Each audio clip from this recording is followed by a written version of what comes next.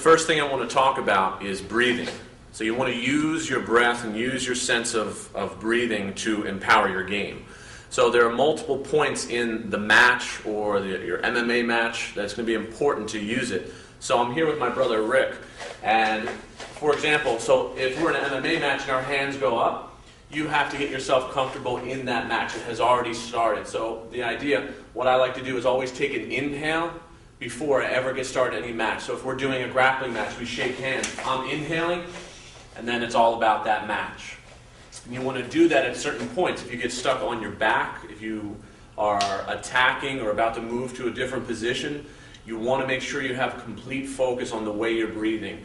So the Yoga for Fighters Sequence 1, what it's built for is to get you comfortable with the way you're breathing, okay? To get you in a comfortable rhythm of breathing. So as you go through your practice, just focus on the inhale and the exhale. When you do your practice, there's no pausing at the top or the bottom of the breath. So when you inhale, it goes all the way in, and when you exhale, it goes all the way out. So you never ever want to hold your breath in a jiu-jitsu or MMA match or while you're practicing yoga. So as you go along and do the sequence, just make sure at different points when things get tough, I want you to remind yourself to breathe, get back into that rhythm.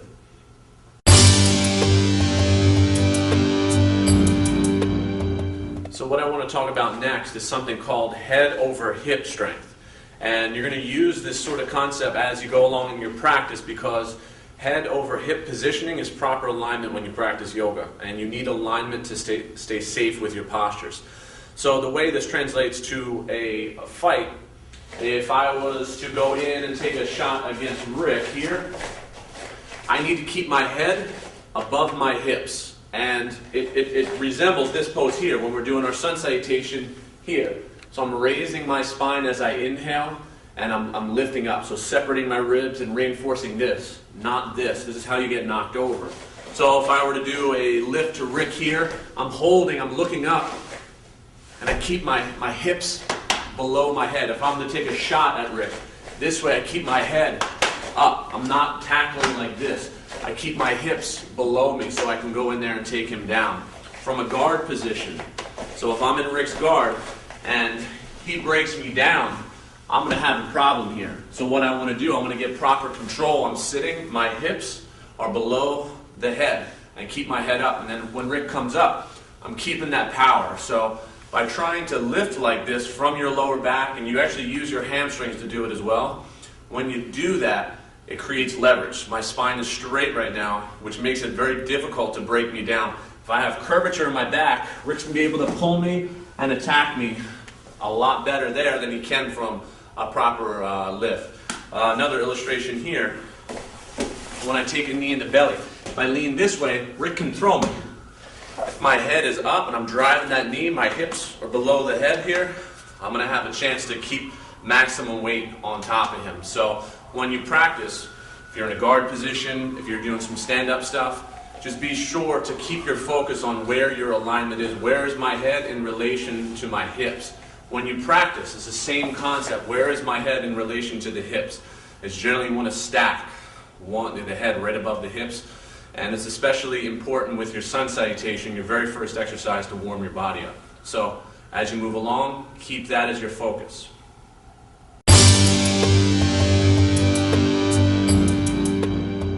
So I'm going to talk a little bit about a few strikes that a lot of people have problems with.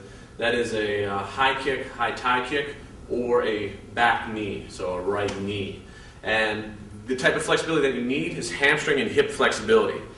In general, I don't really think it's necessary to learn how to kick any higher than the ribs, but if you're a professional mixed martial artist, it's important to learn how to kick and learn how to block that high kick. So I'm going to talk about the knee real quick.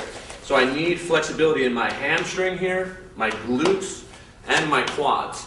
So there are quite a few postures that we go through in the Yoga for Fighters sequence that open up that area and actually make it easier to put that pressure forward. So in my fighting stance, what I'm doing here, again, I'm reinforcing the breathing. So before I do anything, I take an inhale, I make sure that I'm controlled in that sense, and then I can move on to the physical attributes. So I'm going to work that knee. So what I need to do is counterbalance too. So my knee can get up a little bit higher here. So I have the ability to counterbalance my body. If my hip is open here, my hamstring is open here, and if the guy is that tall, I can pop my knee up into the guy's chin, so I can break it up higher. In general, what I see when beginners, intermediate people start throwing the knees, you generally see at this level, because the resistance comes from the hamstring, resistance comes from the glutes. So the high kick. So in general, I want to hit in this section here. So I'm hitting with a shin kick. But if you need the flexibility to hit something a little bit higher, Rick is 6'3". So if I'm fighting a fighter at 6'3" and I want to deliver that shot, I need to have this open. So I need to have my leg completely relaxed as I whip. If I tense up at any point, I'm not going to get the kick up high. I'm not going to deliver with power. So the thing you want to do to develop the flexibility here is the sun salutation. So that's the very first one. Creates the heat in your body, and when you have heat in your body, you'll have the ability to open up. So you'll have the ability to stretch that way. So before you do any of this stuff, before you throw your knees, before you throw your kicks, make sure you practice 5 to 10 sun salutations. Your hips will be open, and it'll be easier to do this stuff, okay? So do that, do it very slowly, and the sun salutation is something that you can practice every single day. You don't have to take a break from that. So practice and have it improve your game.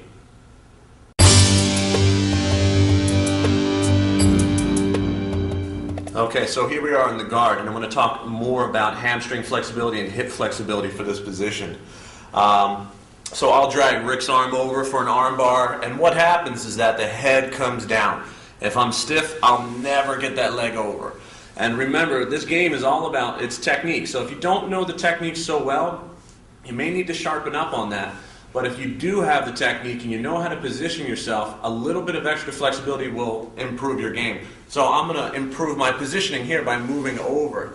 Because no matter how much flexibility I have, if I'm not positioning properly, I won't get the move anyway. So the type of flexibility that you want to develop is a flexibility that has power behind it. So this is how we're going to do it. So my leg, generally like most legs, will go here. But when I catch the arm bar, I like to take my legs back. So I'm actually hitting the guy when I catch the arm.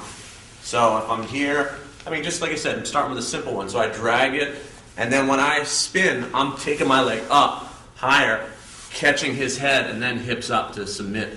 And the same thing's true on the ground. So if we switch positions here, and Rick's on his back, I'm mounted, you'll see the similarity here. So slide in for me, Rick.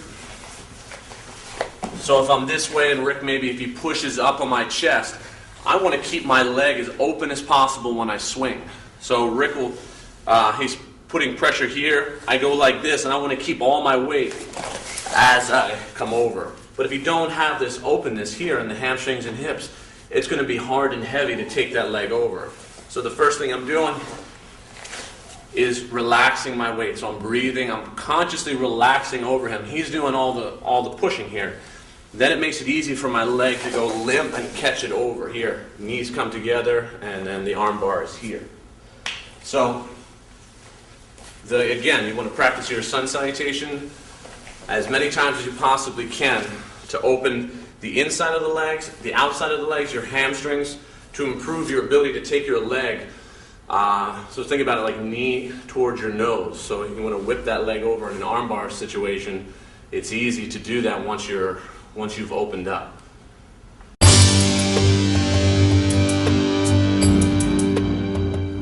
So I'm going to talk about opening the torso. So through a twist, so we did this before, twisting around this way, always doing that one on both sides and always breathing, of course, in each posture. But this one directly translates to pins from the side here. So the one that I like the best here is the basic scarf hold this way. One leg comes out, one leg opens. So you can see in my pins too that the legs open out wider. So if Rick were to sit up and try to pressure me this way, I have that foot to press. If he try to bump over here now, Rick, my foot catches there. So a closer base wouldn't work the same. I have to open the legs and twist my body down. I really like this pin. So you need to be open on the outside of your ribs to really get your body weight down and also keep your head down. But if you don't have the ability to take this leg back, your base is going to be terrible on that end of things. So Rick bumped me up here again here. If I keep my head down, he's going to try to sit up on me now. My foot's going to catch if I keep my body weight down. Now, another thing about an open torso, your ribs are more relaxed. So if you have too much tension here and you're tight and you're kind of crunched up, and someone puts their weight on you or the other way around, if I'm putting weight on him, you could injure your ribs. So if Rick pins me, the first thing I do, like I said before, I always go back to breathing. So Rick passes the guard, and he goes here and he lays, I'm going to block, and I'm already breathing. He has a tight pin on my face. I'm blocking myself, inhaling and exhaling. That's my first step. And then I move towards my escape. And there are times when I do a bump or a slide on an inhale breath. So from here, I'll escape. So I'll step on the ground, I'll inhale, and I'll start trying to put him back inside the guard, relaxing, holding. So I'm not going to tense up once I actually get there. With this one too, in general, people are going to be putting weight onto your ribs. So you want to have the ability to tighten up. And even though you're getting weight forward on your diaphragm, you need to be able to breathe. So the inhale and exhale comes with the ease of the rib cage. So as you practice, especially with your twists, what you want to focus on. So I'll do this twist again. So I'm turning this way. So my habit is when I inhale, I sit up. When I exhale, I turn and twist. So that's how I relax into the poses. And again, like I said, you're always doing both sides. So I'll inhale, sit up, and then exhale, I'll start turning over to the side.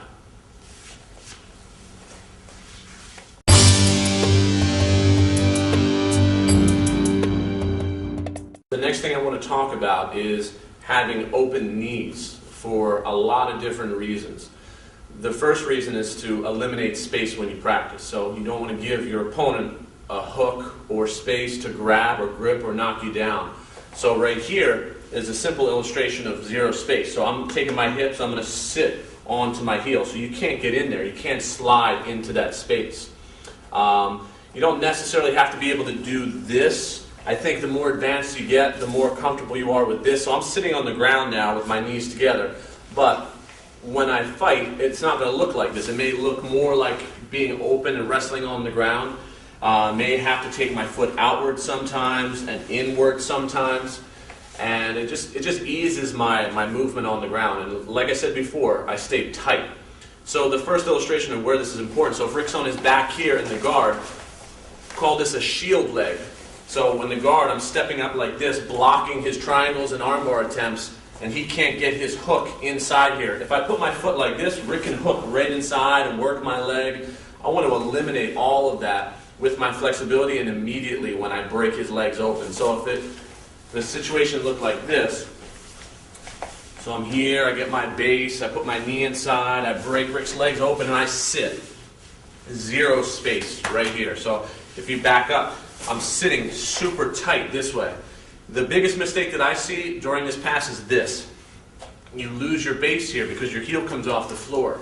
If my heel goes down, I can put my pressure forward if I need to, and I can go in either direction, over this leg or over that leg.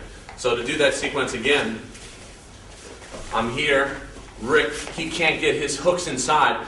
I can do a cut pass. So the cut pass, it requires me to sit on my heel for a moment.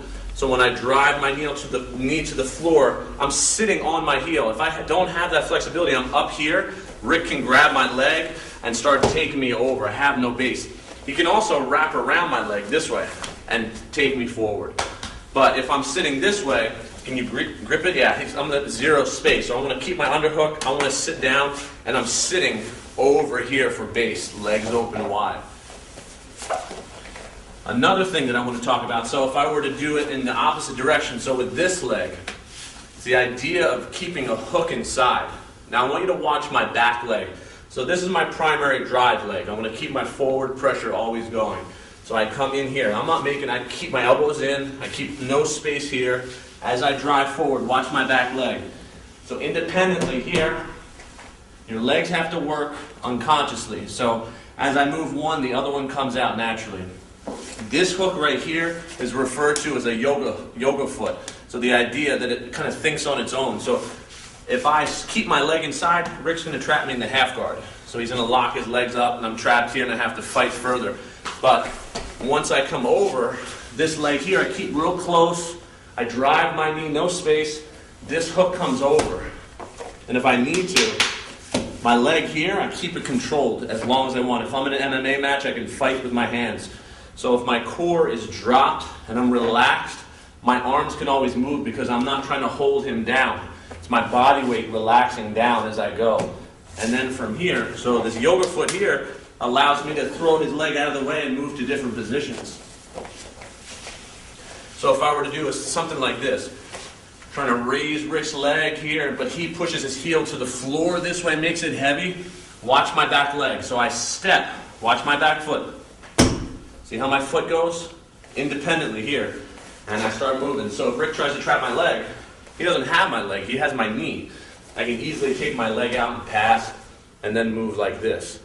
Now the second one, this is also called a yoga hook. And this is a move I like because entering into the back position, I don't like hooking here first and then getting up, trying to work this hook in. By that time, this guy's good. He's going to have his escape already set up. So this is, like I said, it's called a yoga hook. You need a lot of flexibility in your hips to be able to do this. This space here, so I get my close hook in first, and then the far hook is very, very easy to catch. So I'm going to connect my hands, and this foot here is going to pop right inside. So you do need a little bit of flexibility. So now I'll jump up here, start working my other hook inside. So again, Rick. So I take his side here, I put my knee in place. I can go here, I can go here. They're all fine. But I'm using this flexibility here to fire that foot inside, the first foot. And so I hold, and I'm using my core down. I'm relaxed. I'm breathing. And when I get my shot here, I fire that leg inside. I can step up here and start working even off to the side, and I get my control. So there we are again with open knees. So the further my knees can open, the more comfort I have on the mat. So this resembles here, this rounded butterfly position, it resembles me being on the back here. My knees are open this way. See how far they are? Sometimes when the legs are here, grab my heel, Rick, throw it right off, he starts escaping. What I like to do, I like to hook down here. It's hard to grab my heels because the choke comes right away. So if you're uncomfortable and your knees are up here and the guy presses a little bit, that's going to affect the game. If you start reacting to things like that, especially in the guard position, if I'm holding the guard this way and I have a collar or his head or something, and the knees are up high and Rick pushes down on my knees and I'm not flexible, it's going to blast the legs open. When I hold, my knees can go all the way down, so you can push forever right into the floor and it really won't affect. So what I'm talking about is this. So I've noticed those people who are stiff inside on the legs there, and the guy on top pushes, bam, legs come open. But here, I can relax. He pushes, I just relax. I have to react with technique. I start coming up or something like that, but I don't have to unlock my legs. So this comes from having open knees and open hips at the same time. So all of these poses, there's so many poses that'll affect your knee and hip flexibility. You want to really focus on the ones that you need right away. So if your hamstrings are really, really tight, what you want to do a lot of sun salutations. If your hips are really tight, if your knees are really tight and you're creating a lot of space, you want to focus on this pose here, and taking here on that pigeon pose, that half pigeon pose. And it makes it way easier to get those hooks in. It makes it way easier to fight and keep your knees healthy. Another thing while you practice, especially when you practice no-gi, it's a really good idea to wear knee pads. This keeps a continual heat in your knees. Your hips will open better because they're warm. Your knees will stay open because they're warm.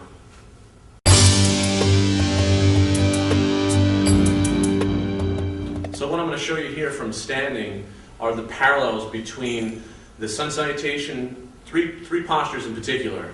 The jump back position, the upward dog position, and the downward dog position. The jump back position, the idea, you want to float back so it resembles a sprawl. So while I'm here and I need to go down, so if Drew fires in on me, I need to totally relax here. The upward dog position is just like this with a sprawl. I need to keep my hips in and my head up. Sprawl doesn't look like this. I'm not resting my ear.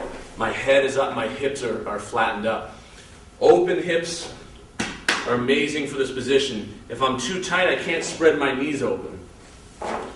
The downward dog will resemble the run around. So the sun salutation, so it's an inhale, it's an exhale forward, it's an inhale, look up, and then I bend and I slide on the mat here, floating back, inhaling, exhaling, downward facing dog. So again, with the shot, I'm low and I float back. So this resembles the upward facing dog position. And now when I run around, it resembles the downward facing dog in that my hips go high, my shoulder goes low. My shoulder's in on him, my butt goes high, and I can move, I can change my weight on him.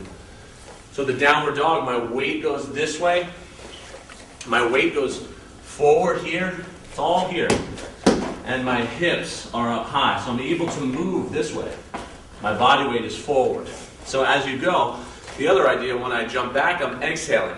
Same thing on the sprawl. Exhale, hips to the floor, head is high. So the upward dog will open your ribs up, help you back bend.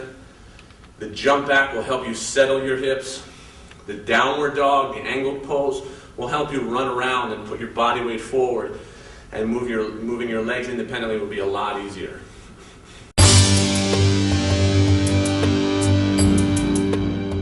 The rubber guard is a very important position in jiu-jitsu. I'm on bottom and I need to be able to use my flexibility to get my opponent in a triangle and an arm bar, or really just to get up to my feet again.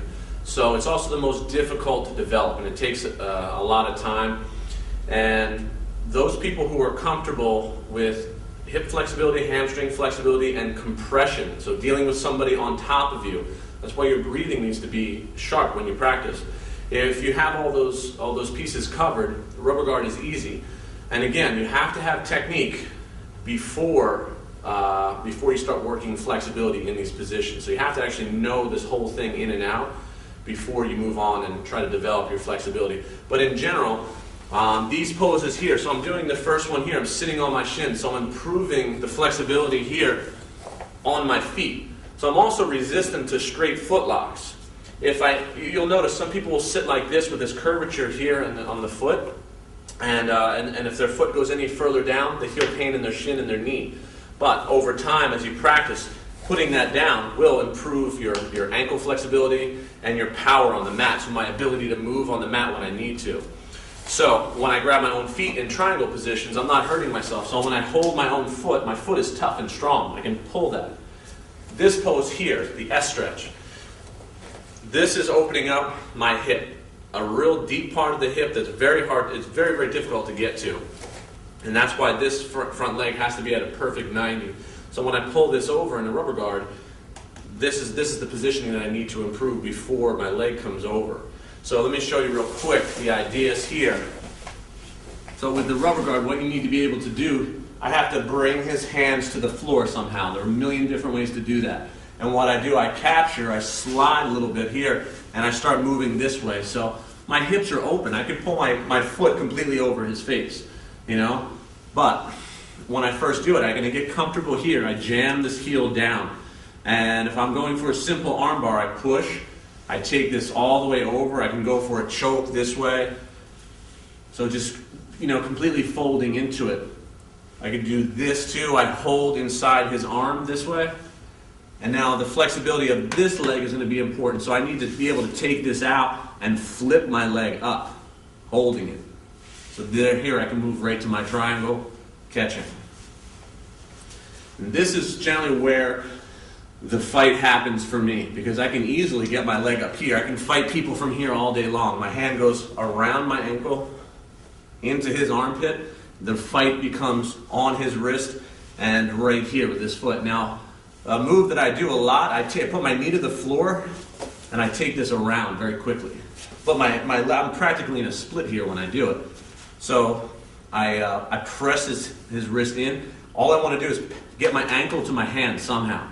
So sometimes I do this. I actually grab my own foot, I pull and pass and catch. When I'm using my flexibility, and I don't fear this position. You can, so Drew, what I want you to do here, I'm going to go here, put some body weight on me. He can get his head, keep going, put your body weight. I can go here and take my leg all the way over, so it doesn't hurt when I do this. I hold, and everything's very short, and I can catch that triangle pretty easy. So this leg here, open hips, the S stretch, it's my ability to do this, to completely fold if I need to.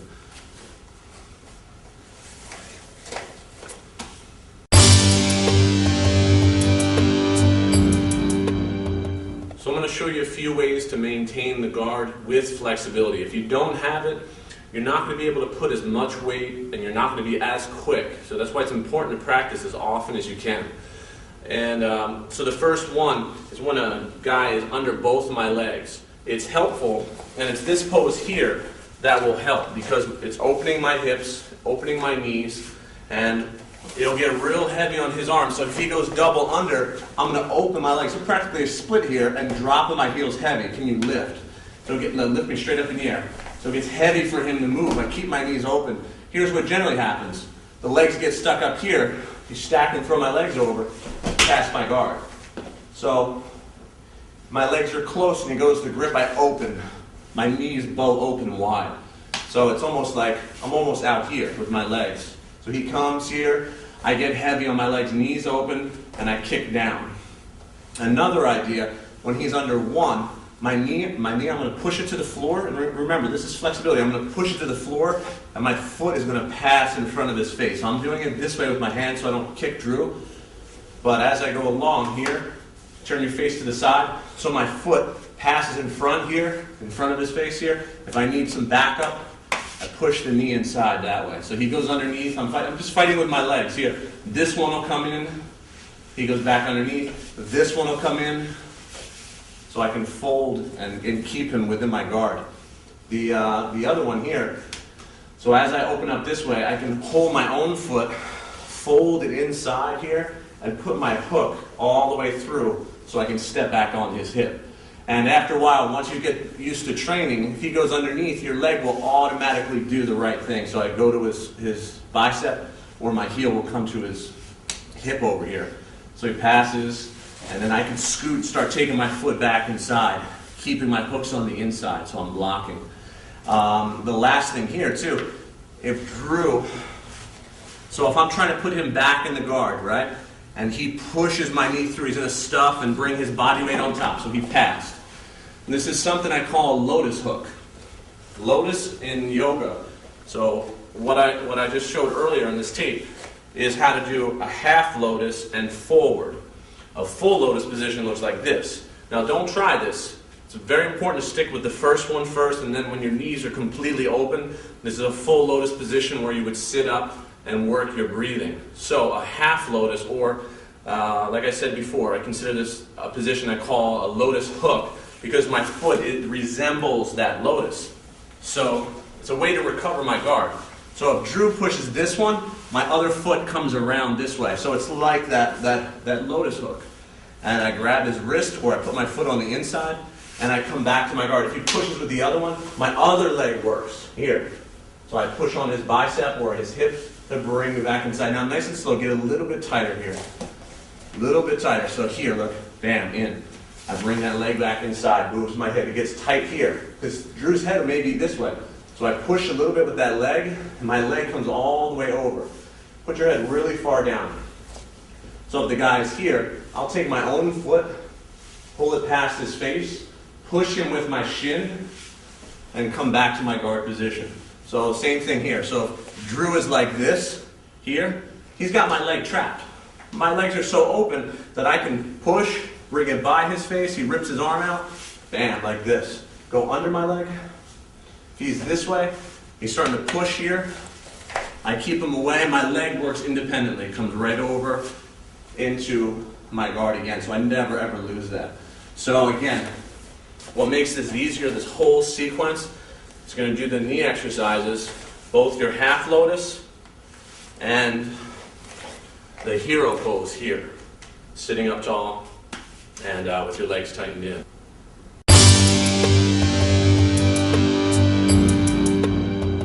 So I want to talk about taking the back, and when we finally get there. just getting there, open hips help enormously. So as I demonstrated before, I like to get my close hook in first, my second hook in on the far side after I slide that first one in.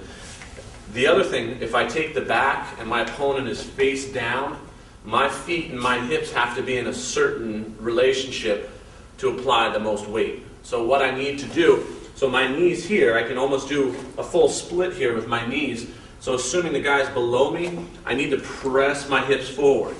So from this angle here, my feet are together, they never cross. My feet are together, my knees open wide here, and my pelvis goes forward. So to demonstrate on Josh, if I were here, come up for a second. So if I start in this position here, I connect, I'm laying my body weight into Josh, I get my close hook in first, so consider it a yoga hook. So this one flies in. So I fire that foot inside. As I come over here, I hold, lift the guy up, and I fall off to the side, right? Now if Josh chooses, he can roll to his belly over on this side. Now I'm locking my hooks inside. I am not uncomfortable here because my hips are open. If the hips aren't open, it's very uncomfortable to stay here. Now I'm going to follow Josh up. He starts getting up, and I'm going to flatten Josh out here. My knees are going to open up wide, and my pelvis is inside. This allows me to attack. Now, if Josh tries to get up, I'm not uncomfortable. My feet are not uncomfortable here. So try to get up onto your knees. If he starts going, my feet are open, my knees go open wide, and I'm putting 100% of my body weight into the guy's back to attack. So one more time. I hold, I step inside here, I get my hook inside, and I twist my hips this way. I step over, lift the guy up, have my other hook in. Now if I sit back this way, I want to keep my control. So if I'm holding Josh this way, I can push his wrist down. So if I control, I like this control this way. So I go 1 and 2 a lot. So I keep this down and I work my choke inside. That arm will be the problem at this point. So I keep it isolated. I fall off to my side, and now my flexibility is going to take part here. So I go all the way up and I hook down here. My toes here are hooking behind his back. And then I have all the choking power here that I want. Another one, so let's say Josh is, I'm trying to choke, he's holding 2 hands on my wrist here to try to pull this off. So I can't get what I want. So I use my heel here with flexibility. I step here, right inside on that wrist. I kick so I can start moving here and I get my choke. So this leg I lift it up, step and kick. So if I'm on my side with Josh this way, this is the leg that I need to move independently. It has to move from here. I keep my hook this way. If he's holding my wrist and he's giving me a problem with the final attack, I step. So I'm using my foot like a hand. And I kick my heel down, trap, and I make that choke better here. So improving this butterfly position here, it's like taking the back, improving this side S stretch here will also improve. So this it'll allow you to actually get your leg up there over a shoulder or around the hips to attack. And remember, this is something that you can't think about during your match. You have to just do it. Your hips have to be on point. So if you're stopping and you're focusing on your flexibility, it's going to be a detriment to your game. So it's very important to practice every day and to always keep your hips open before and after class.